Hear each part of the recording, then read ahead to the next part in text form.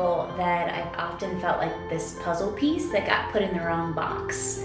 Like I am perpetually looking for the greater picture or context that I fit in. And so up until moving to northern Colorado in 2016 for my job, I was definitely a roamer, kind of roaming back and forth from different churches and different states and different places. And I kind of haphazardly landed at Mill City.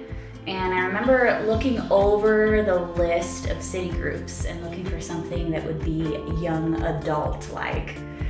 And I kind of have a little bit of church baggage that I shift through every now and then. And I remember pulling up to the house where we were meeting and just being ready to bail. Like I didn't want to go in, I wasn't sure what picture I was gonna find inside the door, and I was ready to turn my car back on and drive away, and I saw somebody else pull up, and I was like, well, I can't drive away now because they're gonna think I'm weird. So I went in, and it was Amy, and it was the beginning of a beautiful friendship.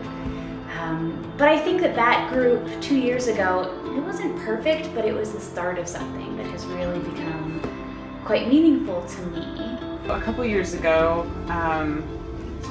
my life went just like a completely different path, and I found myself at Mill City, and I loved it there, but I no longer had community at all, and was going through a really tough season where having people that specifically were also following Christ and like trying to do the right thing there was really important, and I didn't have that. And so I found the original 2030 city group that was meeting in the basement of Mugs, and it was scary to like go down into a basement with a bunch of people that I didn't know, but it turned out great. And 2 years now, almost later, it's really cool to see that when I really needed family, and that's what I was looking for, and community that was in the same phase of life as me, and following Jesus, and also pursuing careers, and just in that same phase,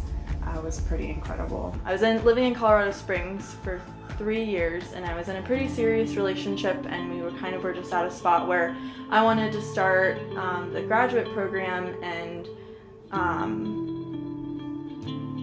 he was gonna go off and do other things, so didn't really have much of a plan, but I knew that this was what I wanted to do, and it was the right next steps. And so when I moved up here, it was just kind of a rocky road, and that's when Beth kind of kept putting the little birdie in my ear of the small group and community group that she was going to, and then I started going to Mill City.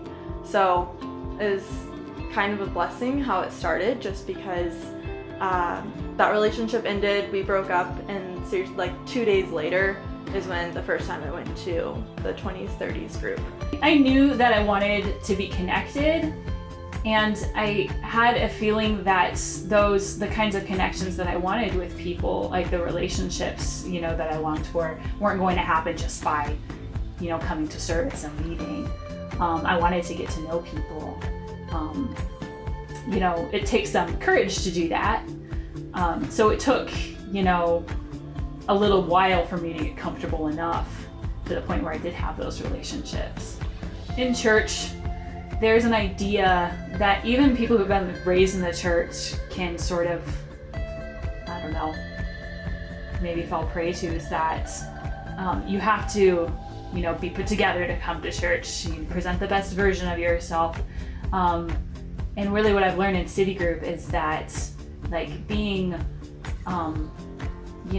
owning your whole story and being like authentic and, leaning into all seasons of life and like sharing openly is, where God does his greatest work. And that has happened for me both in like being parts of city groups in the past and also in being a leader now.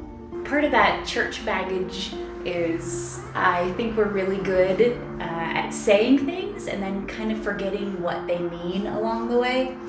And so at first when I heard the slogan, church isn't a place to attend, but a family of which to belong, I was like, okay, yeah, I've heard that before. But through my experience at 2030, I found that to be true.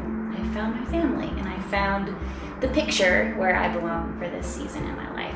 I could talk forever about my group members. They inspire me all of the time. Some of them have been through like their own personal hell and back, and just their grit and perseverance inspires me every day. Their willingness to be, vulnerable and open about what God's doing with them in those places. And like from, the, discussions we've had about my coffee table to like climbing mountains to, running on muddy obstacle course together. Like I had memories in City Group that, I wouldn't have had anywhere else. And like without City Group, like I can say, both in being a member and being a leader, I wouldn't be here. I love our sermon group because everyone is from such different backgrounds, and it kind of, I feel like everyone found each other at a really amazing time in everyone's life, because it seems like everyone is kind of in transition and seeing where they fit in Fort Collins and what their next steps are in life.